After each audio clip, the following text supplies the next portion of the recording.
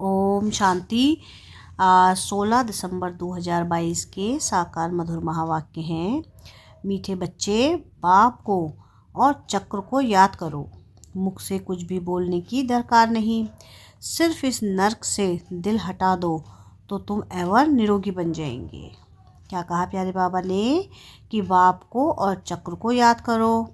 मुख से कुछ भी बोलने की दरकार नहीं। सिर्फ इस नर्क से दिल हटा दो तो तुम एवर निरोगी बन जाएंगे।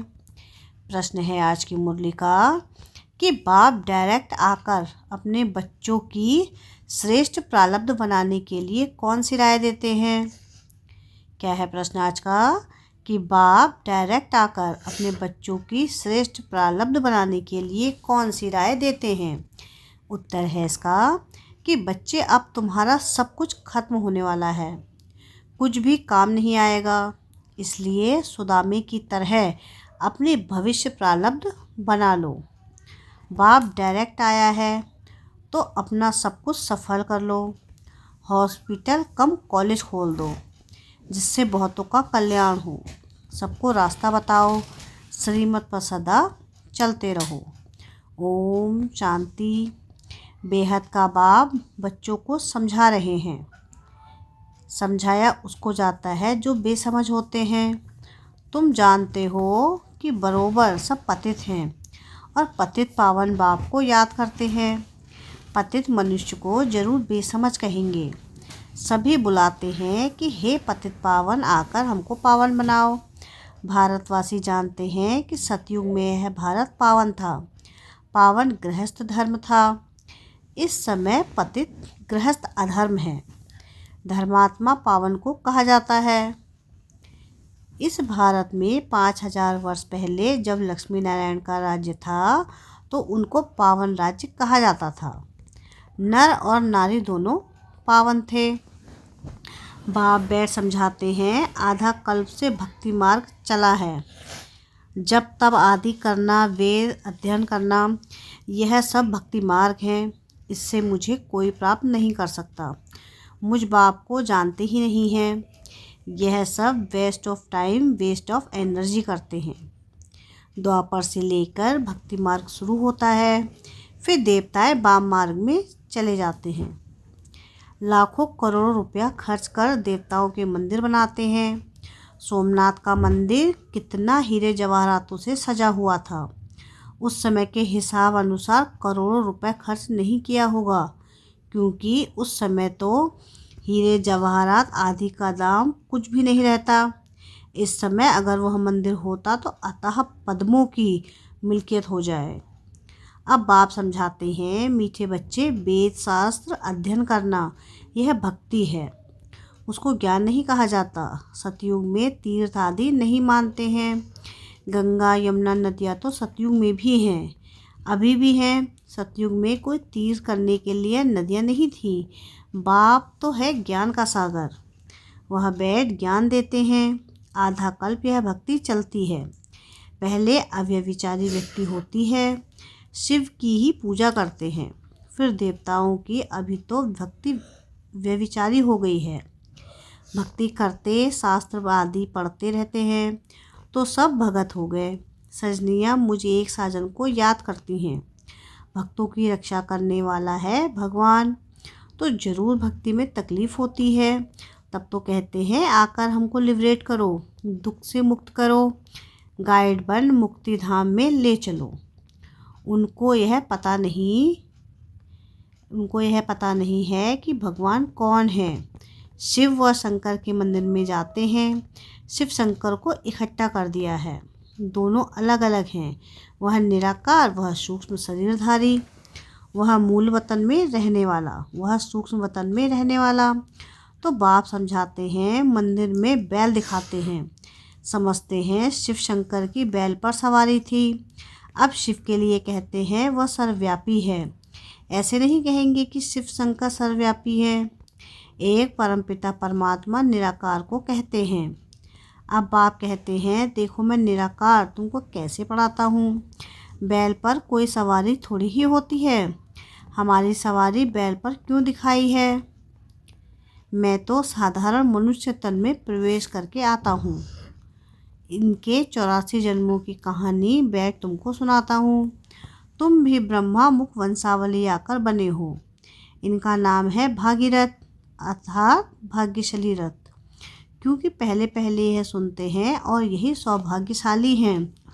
सतयुग में बहुत थोड़े होते हैं, बाकी सब आत्माएं वापस चली जाती हैं अपने घर जहाँ से आई हैं। यह कर्म क्षेत्र है। सृष्टि का चक्र फिरता रहता है। सूक्ष्म वतन मूल वतन सूक्ष्म वतन में यह सतयुग त्रेता नहीं होते हैं। यह ड्रामा का चक्र यहाँ फिरता है। आधा कल्प ज्ञान सतयुग त्रेता, आधा कल्प भक्ति द्वापर कलयुग। सतयुग में लक्ष्मी नारायण का राज्य था। फिर Lakshmi Narayan the first second राजाई चलती है। त्रेता में है चंद्रवंशी राम की डिनेस्टी। सतयुग में 8 जन्म, त्रेता में 12 जन्म। यह 84 जन्मों की कहानी बाप ही समझाते हैं। बाप अपने ब्राह्मण बच्चों को ही मिलते हैं और किसको नहीं। बच्चे बने हैं तब उनको पढ़ाते हैं। बाप कहते हैं मैं तुम्हारा बाप टीचर सदगुरु हूँ। सदगति कर साथ ले जाता हूँ। पावन होने का बहुत सहज उपाय है जो तुमको बतलाता हूँ। यहाँ बैठ तुम क्या करते हो? बच्चे कहते हैं बाबा हम आपको याद करते हैं। आपका फरमान है कि निरंतर मुझे याद करने का पुरुषार्थ करो, तो इस योग अग्नि से तुम्हारे विकर्म विनाश हो जाएंगे। फिर तुम पवित्र सत्व प्रधान बन जाएंगे। अब तुम सत्तमो प्रधान हो, याद से ही खाद निकलेगी। कोई तकलीफ की बात नहीं। एवं निरोगी बनने के लिए कितनी सहज युक्ति है। देवताएं कभी बीमार नहीं होते। इस याद से ही तुम निरोगी बनेंगे। पाप भस्म होने से तुम पावन बन जाएंगे। बड़ी भारी कमाई है। घूमो फिर सिर्फ मुझे याद करो। पहले यह प्रैक्टिस करनी है। याद करने से हम 21 जन्म के लिए निरोगी बन जाएंगे। कोई तकलीफ की बात नहीं। सिर्फ मामेकम याद करो। यह बाप ने आत्माओं को कहा। हे आत्माएं सुनती हो? बाप मुख से कहते हैं मुझे याद करो और घर को याद करो। अब यह नरक खलास होना है, जाना है अपने घर। भोजन बनाते समय भी याद का पुरुषार्थ करो। भले तुम कर्मयोगी हो तो भी कम से कम 8 घंटे का जरूर पहुँचो। 8 घंटे तक जरूर पहुँचो। 5 मिनट 10 मिनट आधा घंटा ऐसे चार्ट को बढ़ाते रहो। जांच करते रहो हमने कितना समय बाप को याद किया। जिस बाप से वैकुंठ की वासाही मिलती है, 21 जन्मों के लिए सदा निरोगी बनते हैं। कितनी सहज युक्ति है। चक्र का नॉलेज समझाया है कि चोटी ब्राह्मण, देवता, क्षत्रिय, वैश्य, शूद्र, यह चक्र याद करना है। बीज और झाड़ को याद करो। अभी तुम जानते हो एक धर्म की स्थापना हो तो दूसरे धर्म विनाश हो जाएंगे। सतयुग में एक ही धर्म है। तुमको मेहनत ही इसमें है। बाप कहते हैं मुझ बीज को याद करो और गाइड को याद करो और झाड़ को याद करो। स्थापना, विनाश और पालना, यह है बहुत सहज। सहज योग और सहज ज्ञान। बीज से झाड़ कैसे निकलता है, यह तुम्हारी बुद्धि में ज्ञान है। रहो भल गृहस्थ में, परंतु पवित्र रहना है। यह तो अच्छा है ना। बाप कहते हैं 63 जन्म तुमने नरक में गोते खाए हैं, पाप किए हैं। अब बिल्कुल ही पाप आत्मा बन पड़े हो। रावण की मत पर चलते आए हो। गांधी भी राम राज्य चाहते थे। इसका मतलब रावण राज्य में थे। मनुष्यों की बुद्धि कितनी मलिन हो गई है। कुछ भी समझते नहीं हैं। स्वर्ग कब था किसको पता ही नहीं है। लक्ष्मी नारायण को 5000 वर्ष हुए हैं, यह किसको मालूम नहीं है। सतयुग की आयु लाखों वर्ष कह देते हैं। आधा कल्प है ज्ञान, आधा कल्प है भक्ति। फिर जब पुरानी दुनिया हो जाती है तो आता है वैराग्य। इस नरक से दिल हटा देते हैं। तुम यहाँ बैठे बहुत कमाई करते हो। बाप कहते हैं तुम चक्रवर्ती राजा बनते हो। यह तुम्हारा अंतिम 84वां जन्म है। विनाश सामने खड़ा है। मृत्युलोक का विनाश, अमरलोक की स्थापना हो रही है। अमरनाथ बाबा से हम सत्यनारायण की सत्य कथा सुन रहे हैं। है एक कथा, शास्त्र आदि कितने ढेर बनाए हैं, करोड़ पदम रुपए खर्च करते हैं। है सब झूठ, बाप सच बताए सचखंड की स्थापना करते हैं। कितनी अच्छी रीति समझाया जाता है। कैसी भी अवलाएँ गणिकाएँ अहिल्याएँ उस स्वर्ग का मालिक बन सकती हैं। तुम्हारे पास अभी क्या रखा है? अमेरिका में क्या है? बड़े बड़े महल हैं, वह तो अभी गिरे के गिरे।